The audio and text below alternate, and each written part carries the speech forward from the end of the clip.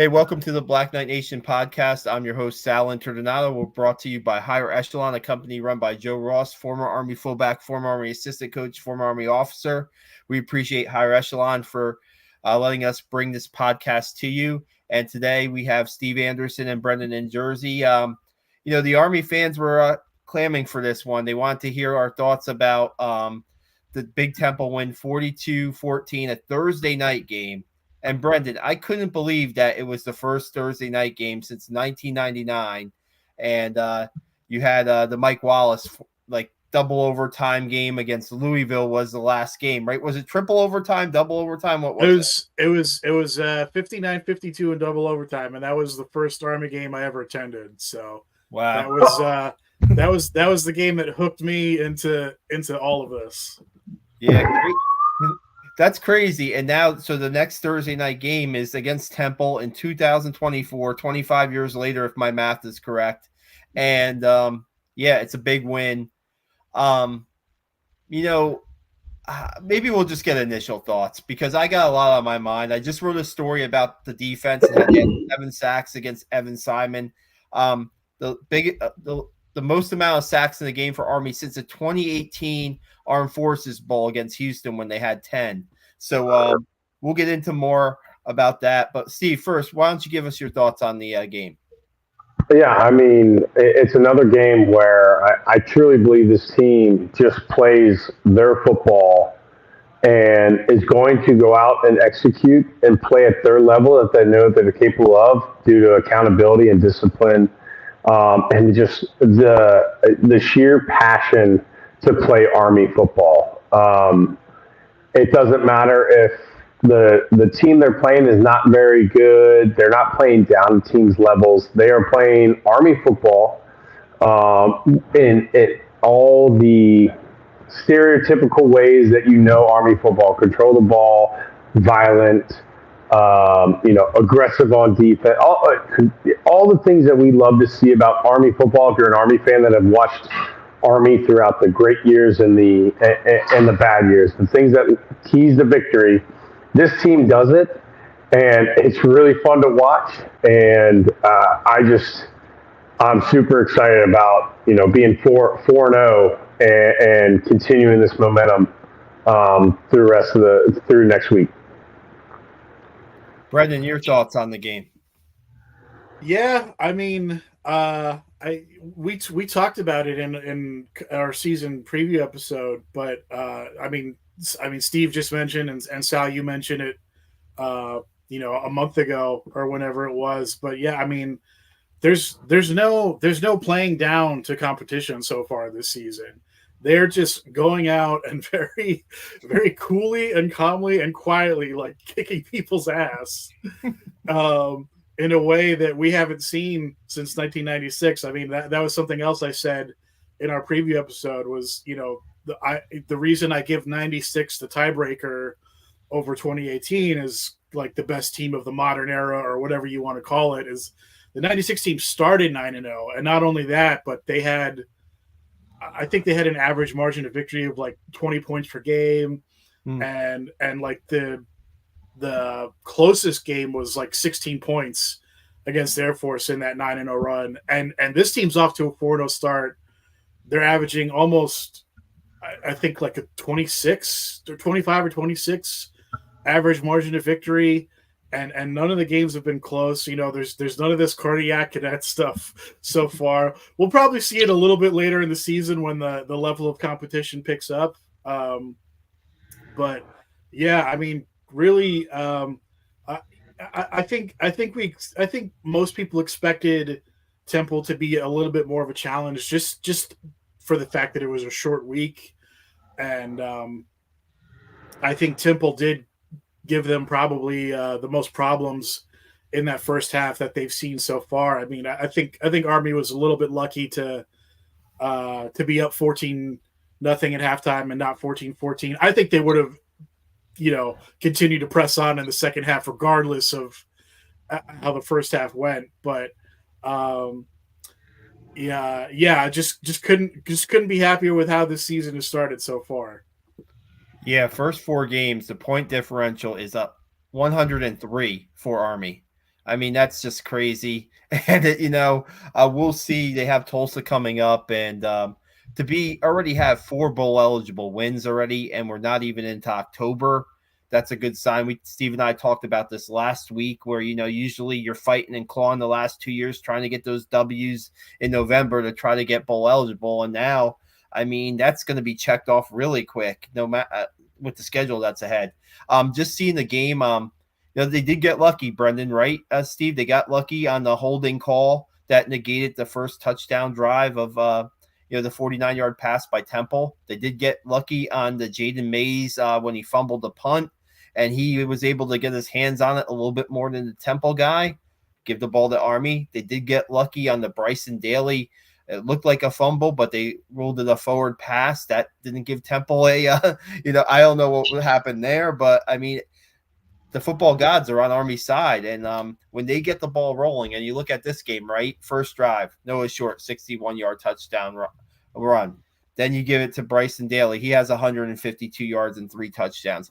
Kanye Udo, big game for Kanye Udo. And that's really to put everything together. When Kanye Udo is going well, this Army offense is going to be very difficult to stop. Steve, I don't know. You saw one of his runs, his touchdown run, I think it was, where he just bounced off a tackle and went into the end zone.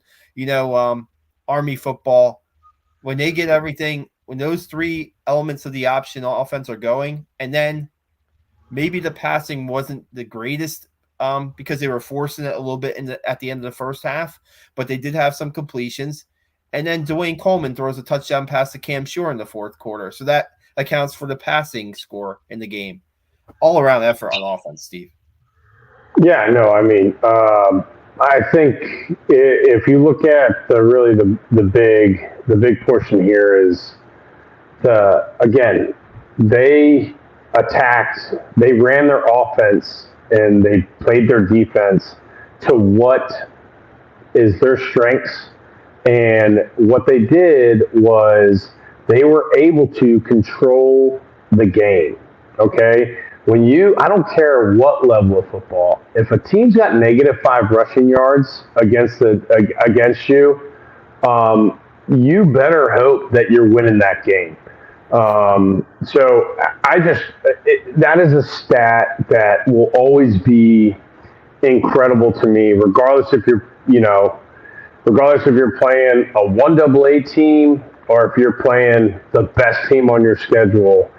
-5 rushing yards, that is a recipe for success every week. And I just think that defense was so deliberate. I mean, I try to go back. I watched some of the reruns. I try to find some guys, and there were a couple times where it was a communication failure. But when we were all on the same page, like everybody knew what defense we were in, I mean, those guys were clicking. And that to me, as a former Army linebacker, is going to be awesome, because you get so much excitement after watching this offense play, man.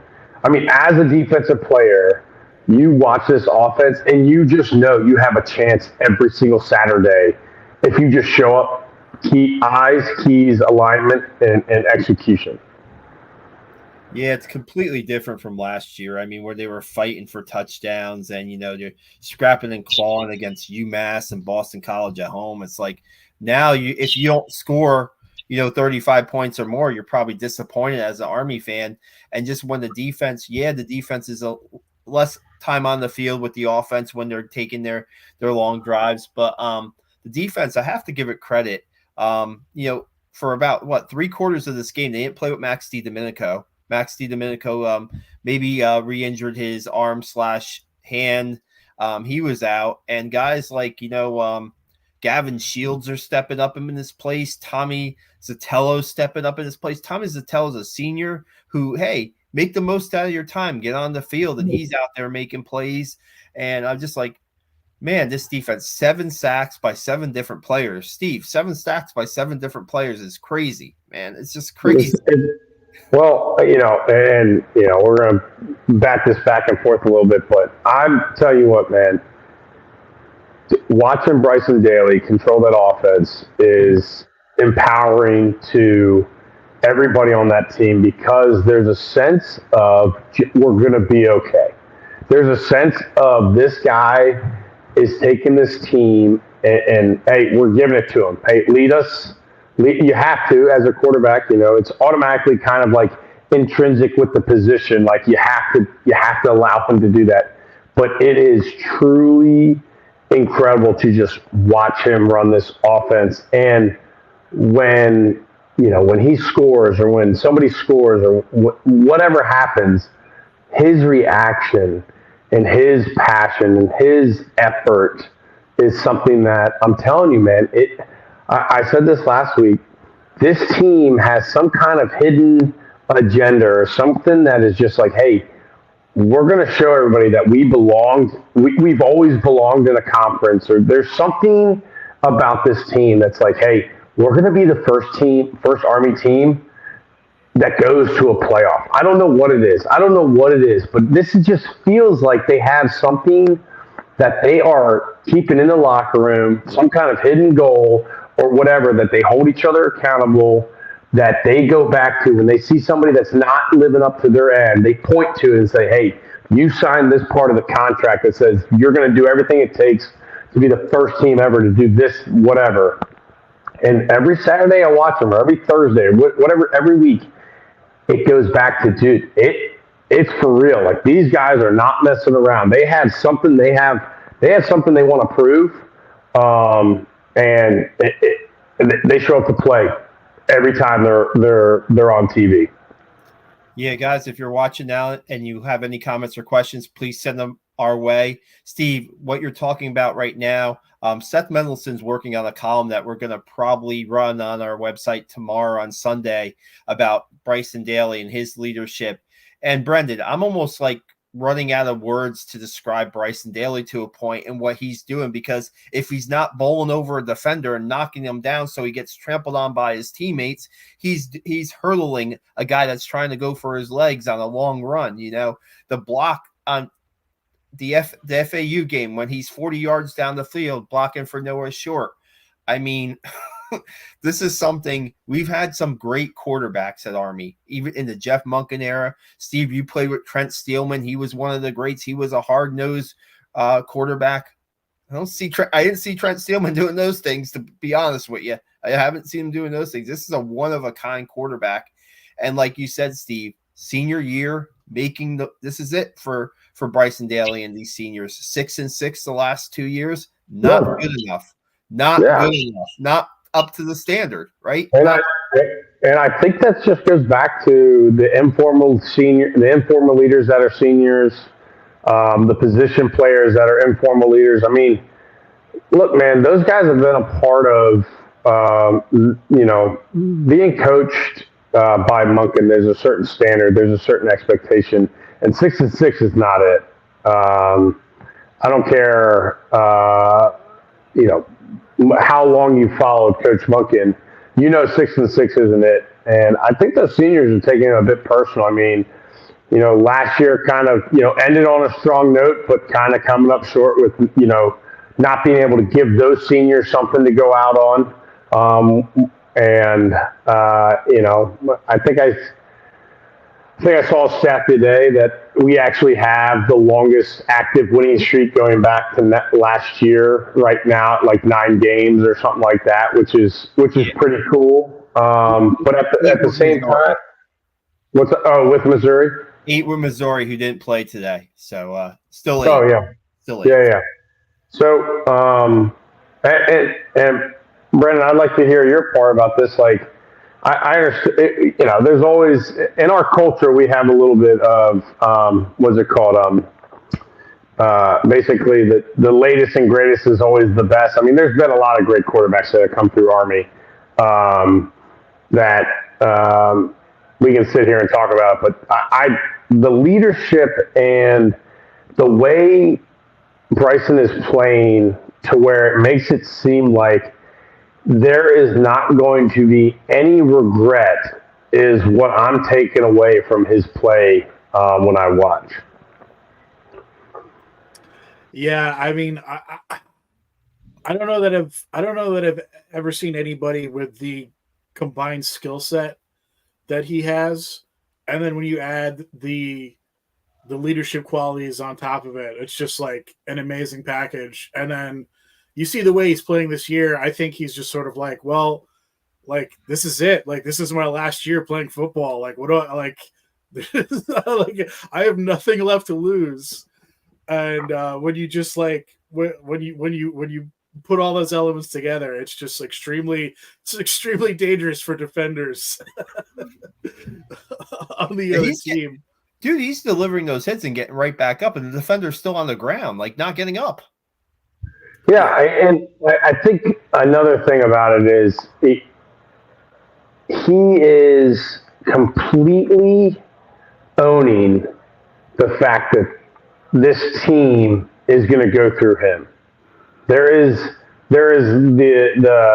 the confidence, there is the way he plays, and then there is the way after the game how he does the humility part of it, where he is accepting criticism on when they had that horrible series when they ended up like 3rd and 30 or whatever it was, trying to make something happen. He owns that criticism, and at the same time, he praises all the other guys about how much success they've had. And, people take that for granted out of quarterbacks. There's genuine ways to say it, and there's genuine ways to be about it. And then there's guys that say it because they know that's what a quarterback's supposed to say. And there is no doubt I believe, from this team and from most of the people that know Army football or know Bryson, like he truly believes that, hey, like when we mess up, it's because I did something that could have been fixed. And when we do well, it's because everybody did their job, and I'm just kind of doing mine along with everybody else. And I think that's powerful when a team knows that the guy that's getting all the credit or all the praise is like, yeah, I mean, I see what you're saying, but all of us are doing this, and it's a really special thing. And you know what, too, in a way, right? For the first 4 weeks of the season, he's kind of playing. I mean, he's Army's MVP, no doubt, but he's in the league picture, right? What's going on at Navy, and they're 4-0 now, and what Blake Horvath is doing. He's won 2 of the first 3 Offensive Player of the Year, Player of the Week awards for the AC. And you know what? Back in Bryson's mind, he probably doesn't even think of that stuff. But what I'm thinking is fine. That's fine, man. Wait until the end of the season, because now, 4-0 both teams for the first time since 1945, if that's what I'm seeing, on social media. And we talked about this last week, Steve, and now it's 1 game closer, and I know we still got ways away, but, we might see these teams twice against each other. And so there's some battles to be won later in the season, right, in that respect. Blake Horvath, you want to win Offensive Player of the Week again this week, by all means, go ahead. And Bryson's just going to take care of business, and go ahead. I think I said this before, and it's early in the season, and now teams are starting to shape up. You're a third of the way through the season now. There's plenty of tape on all the teams now, and there will be adjustments, obviously, because the AAC has not played very well in these first 4 games. If you don't include Army, Navy, and some of these newer teams. So I don't know if it's a down year for the AAC. I don't know if there's anything to take away from it. What I know is that we're handling business the way we need to every week, and as long as that continues, I mean, go ahead. We'll put CIC champs ×2 in 2024. You know what I mean? I don't care. Yeah. You know what? I saw something on social media. I think it might have been the sidelines guy for Army football. And I wrote about this earlier in the season for the preview story on Bryson. Was cool hand, hot heart. That's what his grandfather has told him. Like since he started playing the position, his grandfather Buddy Comer was a high school football coach in Texas and coached him during youth football, and he certainly plays that way. I mean, he certainly that's those 4 words pretty much sum up Bryson Daily right now. And man, it's that the offense is doing what it needs to do and putting up points. And man, Noah Short. I mean, that guy, is a revelation in the slot back position. I mean, Army hasn't had a slot back game be that efficient and be that game breaking. I mean, Tyrell Robinson, yes, right? Tyrell Robinson probably freshman year, Tyrell Robinson. But Noah Short's been really good. And we haven't I know if Seth was here, he would give the offensive line a lot of credit, which we should. Those guys are still knocking guys. They're still knocking down Temple players, I think, even though it's 2 days after the game. They're still knocking them backwards. And I think there was a 4th down or 3rd and short play in the second half. And, the game, Army was up by 3 or 4 touchdowns. And, Bryson Daily got the push from Jake Randina from the back. And I see Brady Small just open up like a 2-yard gap in the middle with Paulo Generali. I believe it's on the right side. I mean, just the offensive line. I mean, right now they're playing like that. I don't watch a lot of the other games. I caught peeks of the other games today, but right now they're playing to me as one of the best offensive lines in the country. I don't know what you see, Brendan. Yeah, I mean, some of the short yardage plays are just incredible. As Corey Dillon once said, I could drive my wife and kids through that hole. It's just like amazing to watch. Like, and the defense knows it's coming, and Army only needs a yard sometimes, and they'll get often 3 or 4. It's just it's certainly compared to the past couple seasons, and even at times in 2021, it's night and day with both the short yardage and the goal line offense. I didn't get to come on with you guys after Rice, but I loved that they basically Rice had a play where like the quarterback like leapt over the offensive line. I don't remember if it was for a touchdown or what, and I love that Army was like, well, our guy could do that too, and they did it for a touchdown as well. Yeah. Well, also, it goes back to, the what it does to a defense when you just impose your will on them as an offense. A lot of people like to, give the edge to the offense because, defense never knows what's coming. They can do tendencies. They know, what the probability is and go through the analytics, and everybody gets those sheets before the game and everybody's dialed in. But like with Army, it's like, hey man, like it's going to be fullback dive, quarterback follow, quarterback take, or it's going to be the pitch, or every 30th play we're going to do a seam pass down the middle, right? Like that's what we're going to do. And hey, guess what? When it's 4th and 1 and you're like relieved that you stopped us on the first 3 downs, we're going to go for it and we're going to get it because we get 1 yard, we get 2 yards of play. And it's demoralizing to be on the field for 15, 16 plays. I mean, it's exhausting. Because people like think, oh, well, the offense is 16 plays, the defense is 16 plays. There's so much more on the defensive side of the ball. Like the extra energy you spend on like trying to understand what they're going to throw at you it's incredibly taxing. But to your point, Brandon, about matching athleticism, and this team is athletic. I mean, we have athletes across the offensive line, the defensive line. I mean, our linebackers are athletic. They are filling holes extremely fast. We have some really, big name linebackers that have come through the past few years that have made a name for themselves, and a couple of them playing on Sundays. And I actually just talked to Andrew King this past week, just catching up and asking for, just catching up. But I mean, this team is full of athletes across the board, and I think that's going a little unnoticed because we might not have those names that have been known for 2 years because they've been playing since they were freshmen and sophomores.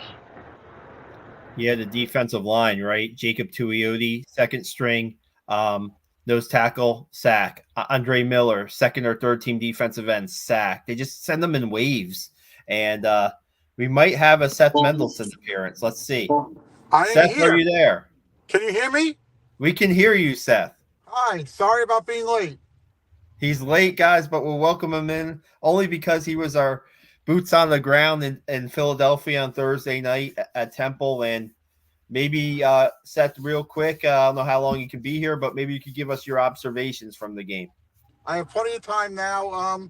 My observations was that it was it's one of the best games I've seen Army play in many, many years. I was super impressed with Bryson Daily, his performance. I just thought that he was a gutsy kid who took Army on his shoulders, as I wrote about, and really led the team. They were up big, 28-0, and then Temple seemed to take the momentum back, and that's when Bryson really got going and took control and was very impressive. Now I'll say two other things.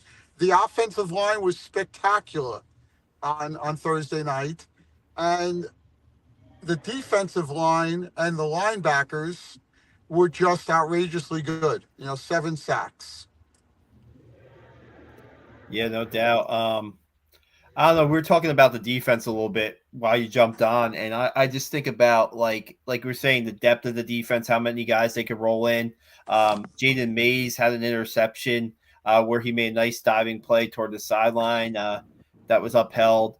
The turnover, good for the defense, and we talked about the safeties you play without Max DiDomenico for most of the game, and Temple's going to wing the ball. They're down big, right? They're going to throw the ball. And the defensive backfield held up, no doubt. In my opinion, held up. They did. They did. Everybody played well. I think Temple got used to the Army running the ball around the corners on the outside, and they kind of stopped that. And that's where Daly took over.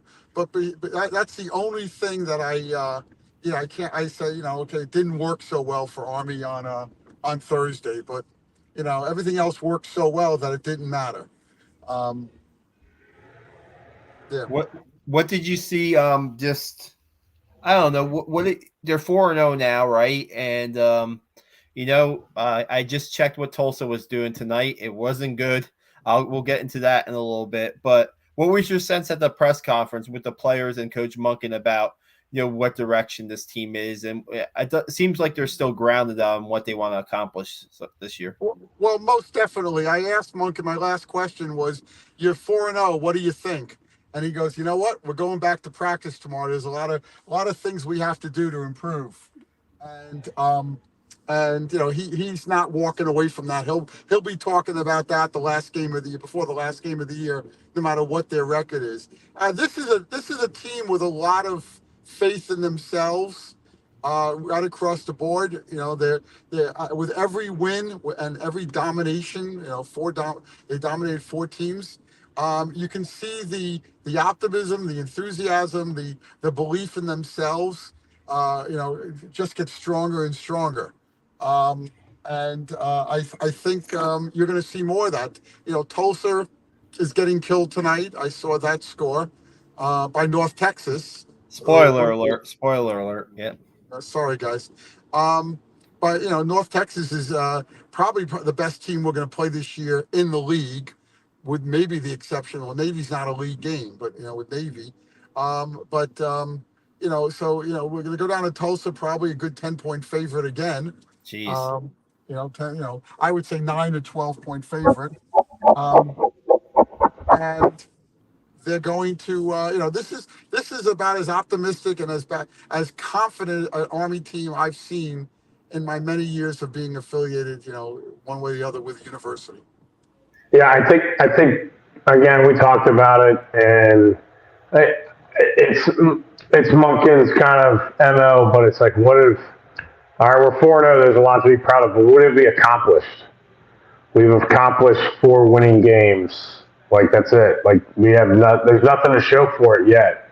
So it's okay to be proud on the way you play, but if you go back to, hey, that's why you make goals at the beginning of the season. Hey, what are our goals? Have we done any of our goals?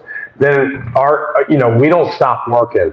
And I know it's kind of like not in a cliche, but we totally expected that quote from Monken after when he thinks about being 4-0, but at the same time, nothing, we haven't done anything yet except show that we can beat some okay teams pretty handedly, in my opinion. And I think that's what the team believes. Like, hey, we haven't done anything, guys. They look at each other in the locker room afterwards or this week, and they're just going to be like, hey, back to work. We got more work to do. Well, they definitely have more work to do, but they've done everything they're supposed to do. They've dominated 4 teams. You can't play Navy until you play Navy. You can't play Air Force until you play Air Force. So it's they're doing what they're supposed to do. The question is, can they keep doing it? Can they beat Tulsa? Can they beat UAB? Can they beat East Carolina? Can they beat Air Force? And it's one game at a time. And you're right. They haven't reached any goal yet. They haven't beat Air Force. They haven't beat Navy. They haven't got to 6 games to win, qualify for a bowl. But having said that, they're 4-0, and they're on top of a new league that everybody was worried about. That might be too tough for us, and we're proving that it's not. At least this year. Yeah, it's been like for me. I mean, I'm not saying Army is playing in slow motion, but they just can do. It seems like they can do whatever they want on offense in these games. It seems like their defense has a beat, and credit Nate Woody with that. They came into the season graduating 8 starters. Give Nate Woody big credit. He said he was going to rotate guys in early in the season to keep guys fresh. Exactly what he's done. I mean, Brett Arena had a pretty good game in inside linebacker, and Brett Arena is not on the first team for Army, but he's like a 1C on the inside linebackers. We talked about the cornerback depth, and if they can get some outside play from guys like Eric Ford and Elo Madozi to get some pass rush on quarterbacks, because I mean, Seth, I'm not a savant on the league, but it is more of a throwing league, the AAC, right? I mean, teams like to chuck it around a little bit. If you can get, I'm not saying 7 sacks a game, but if you can get some pressure on quarterbacks and make them uncomfortable, this Army defense is, the one play, Steve, I laughed at the one play where they got the second touchdown, Temple. Nate Woody just said, screw it. I'm sending everybody up the middle. Everybody. It was everybody. And when I saw that play, I kind of almost thought that it was a miscommunication because it was like everybody went and they just said, all right, we're not going to cover this guy. But at the same time, I think it was just like, hey, all bets are off. We're gonna go ahead and get number 8 or whatever. So I'd be interested to just know who was responsible for what in that coverage. But yeah, it was pretty funny to watch the replay and just see every single person on the line of scrimmage just go. So it was like, all right, we'll do that. I mean, my suspicion is one safety was supposed to go into coverage and one wasn't, and whoever it was forgot. But I also think, and this is admittedly like tinfoil hat on my part. I think, so this is Monken's 11th season at the academy, right? So he has 10 full seasons behind him, and I think he's seen his teams become complacent at the wrong time enough that he's developing a real knack this season of just kind of like throwing a wrench in during games, if for no other reason than to have something to look at in the film room. Because honestly, if you go out and have a perfect game, then what is it? What else is there to talk about? Like you mean the fake punt against Rice? Yes. I think he called that fake punt knowing it would fail no matter what the coverage was, just so that he'd have something to be mad about. See, that's the input insight Brendan gives us when he's on our podcast. Man, I would have come up with that. That's good stuff. I mean, I guess anything else you guys want to talk about this game? Anything else you want to mention? Any players you want to mention? I mean, so I can basically sum up the game three ways, right? Like offensively, they were able to put in their third string quarterback to finish out the game on the road on a short week. I mean, that's above and beyond mission accomplished. The defense had a few issues, but I think a lot of that was player rotation and DiDomenico certainly not being out there is going to hurt. But it's nothing that they can't overcome. And special teams, it wasn't the greatest game for them, but it was nice to see Wagenseller get out there and boot. What I think he had like 4 punts, and they all looked pretty good. So that was really nice to see because I wasn't quite sure what we had in that position this season, and if it's something you can count on, because God knows what's going to happen later in the season. You might be in a game where it's more of a field position battle, and if you can count on that position, it's it completely changes the calculus on what you can do. So I was happy to see that. Yeah, I just wanted to add one more thing. My final thought would be Kanye Udo, him coming back. He's a South Jersey kid, so he grew up an Eagles fan, and I guess they had a little feature on him during the game that he dreamed of playing in Lincoln Financial Field, and this was his first time playing in Lincoln Financial Field, and he showed out. He had 128 yards, he had a touchdown. So they had a photo of him when he was probably like 9 or 10, maybe even younger, being at the Eagles Stadium, and that's got to be a great feeling. Steve, you might be able to relate to that. I can't. I never played it down in my life, but you might be able to relate to that. So. Yeah, no, I mean, I think my final thoughts are pretty simple, and that's we got to keep playing Army football. All right, like no noise. Don't allow the noise to come into the locker room. Continue to hold each other accountable. Continue to go back to the goals behind before the season started. It's really fun to watch. It's really fun to be a part of, and I know that it's one game out a week. It's one game a week, and that's what we just got to keep doing. But really fun to watch. Really excited, and to your point about mixing and matching the guys on defense, I think it's keeping the guys fresh.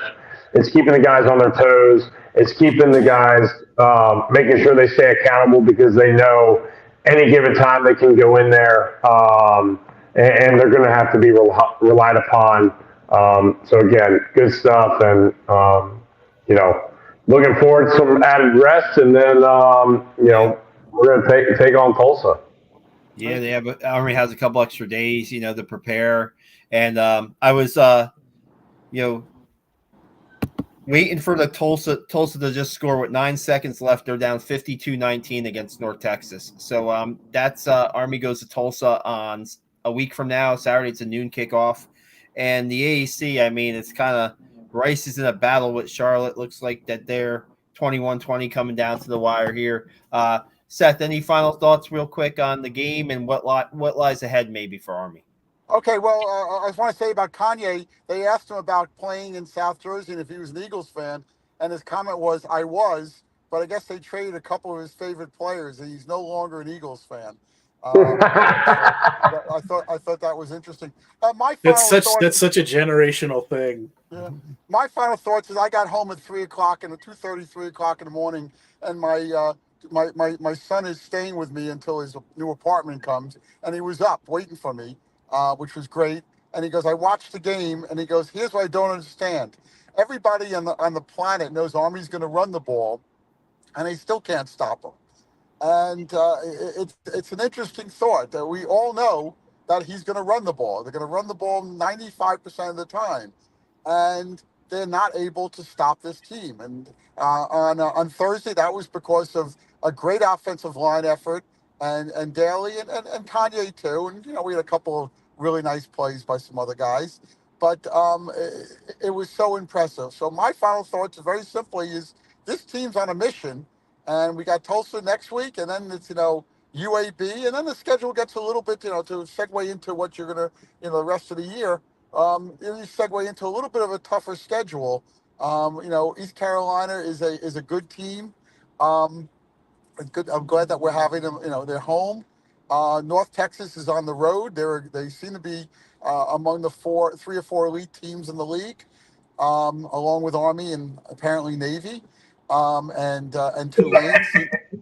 Um, and then of course you have the Notre Dame game and you have the Air Force game. Air Force seems to be struggling this year so far. They have they have a lot of holes and they seem to be struggling. So it's going to be interesting. We have 8 games left. We're 4-0. That's great, but you got 8 games left, and you got to win each game. And Monken, it's the way Monken thinks. You got to tackle one game at a time, and that's what they're doing, and that's what the team feels. Nobody's getting a big head. Nobody's getting a big head, and Monken's not going to let that happen. I know him. Seth knows Monken. Him and Monken are pretty tight. One more, Not really. One more shout out to Dwayne Coleman, first career touchdown pass. When Coleman got in the fourth quarter, he seemed to run the offense pretty smoothly. He got the ball in the right people's hands. He ran the ball pretty strongly, and he threw that touchdown pass, rolling out to his right to Cam Shore. First touchdown catch for Cam Shore, a senior who's waited for his time to play, and he's worked his way into the wide receiver rotation. So give those guys a shout out. Next week we'll be back to review the Tulsa game. Like Seth said, Army should be probably a double-digit point favorite. We'll see if they can take care of business on the road. And when you look at it, right, guys, the road games left are what, Seth? North Texas. North Texas, Notre Dame, which is at Yankee Stadium. Not really a road game. Not really a road game. And there's got to be. Who else? Is that it? I think that might be it. I mean, I can't wait to see what's going to happen next for the Black Knights next time they take the field. I think even though it was a Thursday night game and it was earlier in the week, we already I want to see them get back on the field as quick as possible to see if they can continue what they've been doing. Because yes, we thought maybe this season could be pretty good for them. I don't know if you might have had them undefeated, or Connor from Barstool Sports might have had them undefeated. I forget who did. Yeah.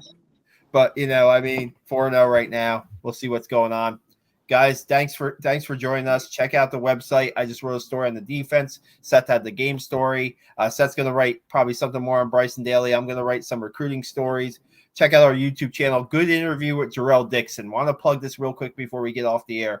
Jarrell Dixon cannot play this year. He's academically ineligible, but he's playing on the scout team. He's a fullback, B-back, and he's given the first team, second team offense a look, or the first team defense, a look again what they would get from opponents. And Jarrell Dixon talks about being humble about it and doing the best that he can so his teammates can be successful on a Thursday or a Saturday night. It's a good interview. Check it out on our YouTube channel. It's up. I wanted to write a story, but just ran out of time this week on it.